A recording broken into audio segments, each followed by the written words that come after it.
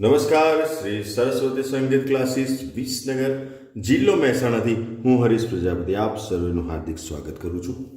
આપણે રાગ ભોપાલી શરૂ કર્યો છે. જેમને પણ અગાઉના વિડીયો નથી જોયા એમને ખાસ વિનંતી કે મારી ચેનલ ઉપરથી પદ્ધતિસર તમારે સ્વર જ્ઞાન મેળવવાની ઈચ્છા હોય તો કોઈ પણ વિડીયોને સ્કીપ નથી કરવાનું. શીખવું હોય તો સ્કીપ નહીં કરતા. લેસન નંબર 1થી આપણે ક્રમ આપેલા જ છે. ક્રમ પ્રમાણે જ તમારે વિડીયો જોવાના છે, તો જ તમને સમજણ પડશે. વચ્ચેથી જોશો તો સમજણ પડશે નહીં. ઓકે, તો આપણે રાગ ભોપાલીમાં આરોહરો પકડ કમ્પ્લીટ કર્યું છે. હવે આપણે આવીએ છીએ સ્વર મલ્લિકા, જે આપણે તાલ સાથે વગાડવાની છે. સ્વર મલ્લિકા પણ મેં તમને વગાડીને બતાવી છે, સમજાવી છે. બધા જ મુદ્દા ધ્યાનથી તમે સમજ્યા હશો તો તમને ખૂબ મજા આવશે શીખવાની. હું જે રીતના સૂચન કરું છું એ રીતના તમે શીખવાનો પ્રયત્ન કરશો તો તમને ચોક્કસ સફળતા મળશે. સ્વર જ્ઞાન તમને પ્રાપ્ત થશે, એની મારી 100% ગેરંટી છે. પણ શરત એટલી કે વિડીયોને તમારે સ્કીપ કર્યા વગર 2 થી 3 વાર ધ્યાનથી જોવાના છે, ક્રમ અનુસાર જોવાના છે. લેસન નંબર 1થી શરૂ કરીને અને જે પણ અહીંયા હું બતાવું છું એ સ્ક્રીનશોટ લઈ લેવાનો, એક નોટ બનાવવાની, અને તમારે એ નોટ બનાવવાની કંટાળો આવતો હોય અને પર તમે સક્ષમ છો તો કોર્સની 2 PDF ફાઇલો છે. અત્યારે જે આપણે કોર્સ ચલાવી રહ્યા છીએ એનો એ તમામ કોર્સની 2 PDF ફાઇલો તમને ખરીદવાની ઈચ્છા હોય તો મને વોટ્સઅપ પર મેસેજ કરજો. મારો વોટ્સઅપ નંબર લખી લો 70 43 87 20 78.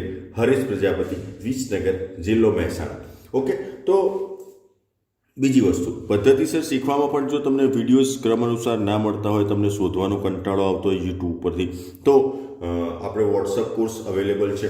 તમે મારી સાથે કનેક્ટ થઈને સ્ટેપ બાય સ્ટેપ મારા અનુશાસનમાં, મારી પદ્ધતિથી, મારા દેખરેખ હેઠળ તમે ટચમાં રહીને પદ્ધતિસર કોર્સ કરી શકો છો. વોટ્સઅપ કોર્સ અવેલેબલ છે, 10 થી 12 મહિનાનો બેઝિક કોર્સ સ્વર જ્ઞાન મેળવવા માટેનો. એની માહિતી જોઈતી હોય તો પણ મેં તમને વોટ્સઅપ નંબર આપ્યો છે એડમિશન માટે, તો એના ઉપર તમે મને મેસેજ કરીને માહિતી મેળવી શકો છો. અને છેલ્લો મુદ્દો, ઘણાને પદ્ધતિસર શીખવાનો કંટાળો આવે છે તો નોટેશનથી પણ સ્વર જ્ઞાન મેળવી શકાય છે. એનો એક વિડીયો મેં બનાવ્યો છે, એ સૌથી પહેલાં જોઈ લેજો. એ ના મળતો હોય તો મને મેસેજ કરજો, હું તમને એની લિંક મોકલી આપીશ. અને પછી તમને એમ લાગે તો આપણે નોટેશન સાથેની 6 PDF ફાઇલો છે. ગરબાની છે, 3 તાલીના ગરબાની છે, ફિલ્મી ગીતોની છે, ભજનની છે, લગ્ન ગીત, લોકગીતની છે, ગુજરાતી ગઝલો આવી જાય અને ધૂનની છે. 6 PDF ફાઇલ એકસાથે ખરીદો એટલે લગભગ 300 જેટલા નોટેશન તમારી પાસે થઈ જાય અને એના આધારે તમે સ્વર જ્ઞાન મેળવી શકો છો. નવા મિત્રોને ખાસ વિનંતી, પૂરેપૂરું સબસ્ક્રાઇબ કરજો, શેર કરજો અને કમેન્ટ જરૂરથી કરજો. આવો તાલની શરૂઆત કરીએ. તાલ ત્રિતાલ. તાલનું નામ છે ત્રિતાલ. ત્રિતાલ, ત્રિ એટલે 3 તાલીવાળો તાલ આવે છે, માટે એનું નામ છે ત્રિતાલ. એક કેવી રીતના 3 તાલી આવે છે હું તમને સમજાવી દઉં છું. સૌથી પહેલાં આપણે એ સમજવાનું છે કે તાલનું નામ જે ત્રિતાલ છે એની માહિતી આપણને હંમેશા યાદ હોવી જોઈએ. ઘણા ફક્ત શબ્દો ઉપર કોન્સન્ટ્રેટ કરે છે. ફક્ત શબ્દો ઉપર કોન્સન્ટ્રેટ નથી કરવાનું, સંપૂર્ણ માહિતી આપણને હૃદયસ્થ હોવી જોઈએ. તો પહેલી જ માહિતી, માત્રા 16. માત્રા એટલે એની જે વ્યાખ્યા થાય છે હું તમને પછી સમજાવીશ, પણ હાલ આપણે એક સામાન્ય સમજ એવી કે માત્રા એટલે અક્ષરો. તો અક્ષરો ટોટલ આ તાલમાં 16 આવશે. તમે અહીંથી કાઉન્ટ કરીને જોઈ લેજો, 16 અક્ષરો આવશે ટોટલ. તો માત્રા એટલે આપણે હાલ એટલું રાખવાનું છે કે માત્રા એટલે તાલમાં આવતા ટોટલ અક્ષરો. વિભાગ એટલે કે ભાગ કેટલા પડે છે, તો આ 4 ભાગ પડે છે. જુઓ, 4 ભાગ છે અને 16 માત્રા છે, એટલે કે 16 અક્ષરો છે. તો દરેક વિભાગમાં એક સરખી માત્રાઓ, 4 માત્રાઓ, બરાબર? 4 4 4 4 4 ચોક 16. તાલી, હાથેથી જે આપણે તાલી આપીશું એ કયા નંબર ઉપર આપીશું, તો 1 ઉપર, 5 ઉપર અને 13 ઉપર. હવે અહીંથી કાઉન્ટ કરીએ તો આ પહેલી જ જે માત્રા છે એની નીચે ચોકડીની નિશાની કરી છે. તો આ જે ચોકડીની નિશાની છે એ તાલીની નિશાની છે. હાથેથી આપણે તાલી આપીશું નંબર 1 ઉપર. પછી બીજા નંબરની તાલી જે છે એ ક્યાં ઉપર આવે છે, 5મી માત્રા ઉપર. તો 1 2 3 4 5 અહીંયા આપણે હાથેથી તાલી આપવી પડશે. એટલે અહીંયા નીચે 2 નંબર લખેલો છે, એટલે કે 2 નંબરની તાલી 5મી માત્રા ઉપર આવશે. અને ત્રીજા નંબરની તાલી જે છે એ 13મી માત્રા ઉપર. તો 5 પછી 6 7 8 9 10 11 12 13. ઓકે, તો 13 નંબરની માત્રા જે છે એના નીચે 3 નંબર લખ્યો છે, એટલે કે ત્રીજા નંબરની તાલી આવે છે. તો તાલીનો સમજણ પડી ગઈ છે. પહેલી માત્રા ઉપર, 5મી માત્રા ઉપર અને 13મી માત્રા ઉપર આપણે તાલી આપવાની છે. ખાલી જે છે એ 9 નંબર ઉપર છે. તો 1 2 3 4 5 6 7 8 9. 9મી માત્રાની નીચે શૂન્યની નિશાની કરી છે, 0. એનો મતલબ ખાલી. હાથેથી જે તાલી આપી એની નિશાની છે ચોકડી. પછી અહીંયા 2 નંબર આપ્યો છે, એનો મતલબ કે બીજા નંબરની તાલી. જ્યાં ચોકડી છે તે પહેલા નંબરની તાલી હોય. હંમેશા કોઈ પણ તાલમાં જ્યાં પણ ચોકડી કરેલી હોય એ સમજવાનું કે પહેલા નંબરની તાલી છે. બરાબર. શૂન્ય કરેલો હોય તો સમજવાનું કે ખાલી આપવાની છે. હાથેથી ખાલી એ કેવી રીતના આપવાની છે એ પણ તમને સમજાવીશ. તો આટલું આપણને યાદ હોવું જોઈએ. તાલનું નામ ત્રિતાલ, માત્રા 16, વિભાગ 4, તાલી 1, 5 અને 13, ખાલી 9 એટલે કે 9 નંબર. હવે શબ્દો આપણને બરાબર મોઢે કરી દેવાના. સૌથી પહેલાં ધા, ધીન. આ ધા પછી ઘણા ધી બોલતા હોય છે, આના ઉપર ટપકું કરેલું છે તો ધીન બોલાય. ધા, ધીન, ધીન, ધા, ધા, ધીન, ધીન, ધા, ધા, તીન, તીન, તા, તા, ધીન, ધીન, ધા. હવે ઘણા અલગ અલગ પ્રદેશમાં અલગ અલગ તાલ ત્રિતાલ જ હોય, પણ ઘણીવાર શબ્દો થોડાક બદલાતા હોય છે. ધાની જગ્યાએ તા હોય, તા ધીન ધીન ધા, તા ધીન ધીન ધા હોય. બરાબર. અથવા તો ધા તીન તીન તા. તો એ ખોટું નથી. દરેક પ્રદેશની એક અલગ ઓળખ છે, અલગ પદ્ધતિ છે, અલગ સ્ટ્રક્ચર છે. એ પ્રમાણે એમને તાલ બનાવેલો હોય. પણ જે મેઇન છે એ વસ્તુ આ સેમ ટુ સેમ રહે. માહિતી એની, અક્ષરો કદાચ ચેન્જ હોય પણ માહિતી, તાલી, ખાલી બધું એક સરખું રહે તાલ ત્રિતાલમાં. બરાબર છે. તો આટલું ખાસ નોંધ લેજો.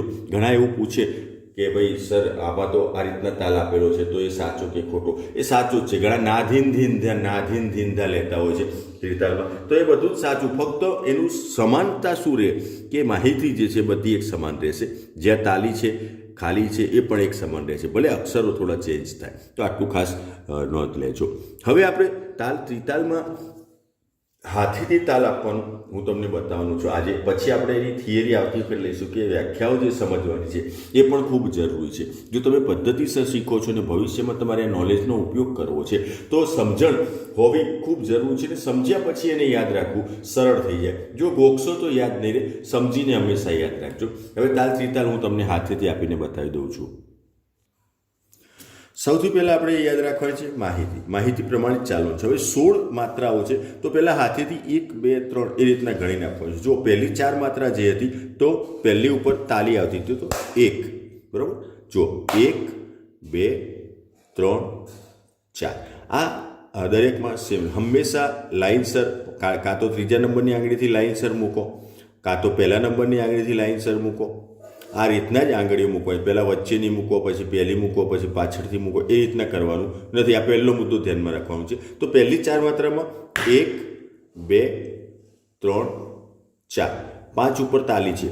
5 6 7 8. 9 ઉપર ખાલી. તો ખાલી આ રીતના આપીશું આપણે. બરાબર. તો 9 10 11 12.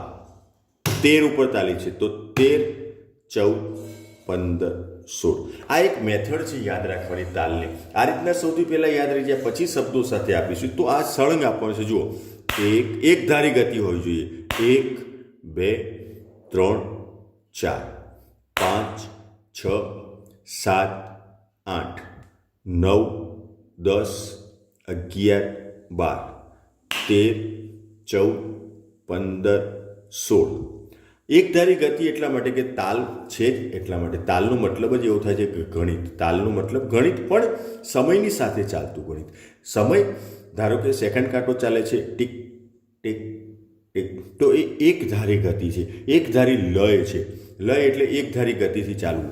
એ લયબદ્ધ આપણે કહીએ છીએ કે એક ધારી. ઘોડાની ચાલ તો રેવાળ ચાલ, લયબદ્ધ કહેવાય. એક ધારી ગતિ હોય, પ્લસ માઇનસ ના થાય એમાં ગતિ, કે ટેમ્પો પ્લસ માઇનસ થાય નહીં, એને લય કહેવાય. તો એ લય પણ આપણે ગણિતમાં સમજવાનું છે, તાલમાં સમજવાની છે, એ પણ આપશે. તો સળંગ આપણે આપણી 1 થી 16. પછી શબ્દો બોલવાના છે. ધા ધીન ધીન ધા, ધા ધીન ધીન ધા, ધા તીન તીન તા, તા ધીન ધીન ધા. આ રીતના તમને પરફેક્ટ તમને કોઈ ઊંઘમાંથી ઉઠાડીને પૂછે કે તાલ ત્રિતાલ બતાવો તો તમે પરફેક્ટ હાથેથી તાલ આપતા 1 2 3 હાથેથી શબ્દો બોલીને આપતા અને માહિતી તાલનું નામ ત્રિતાલ માત્રા 16 વિભાગ 4 તાલી 1 5 13 ખાલી 9 1 2 3 4 5 6 7 8 9 10 11 12 13 14 15 16 ધા ધીન ધીન ધા ધા ધીન ધીન ધા ધા તીન તીન તા તા ધીન ધીન ધા આટલું તમને આવડવું જોઈએ. સતત એનો રિયાઝ રાખશો તો કોઈ દિવસ ગોખવાની જરૂર પડશે નહીં. જ્યારે પણ તમે તાલ લઈને બેસો અથવા તો શીખવા માટે બેસો હાર્મોનિયમ લઈને, એ વખતે એકવાર તાલ ઉપર નજર કરી દેવાની, એટલે તમારે ગોખવાની બિલકુલ જરૂર પડશે નહીં. નેક્સ્ટ લેસનમાં આપણે મળીશું. ત્યાં સુધી આવજો. ગુડ બાય અને ગુડ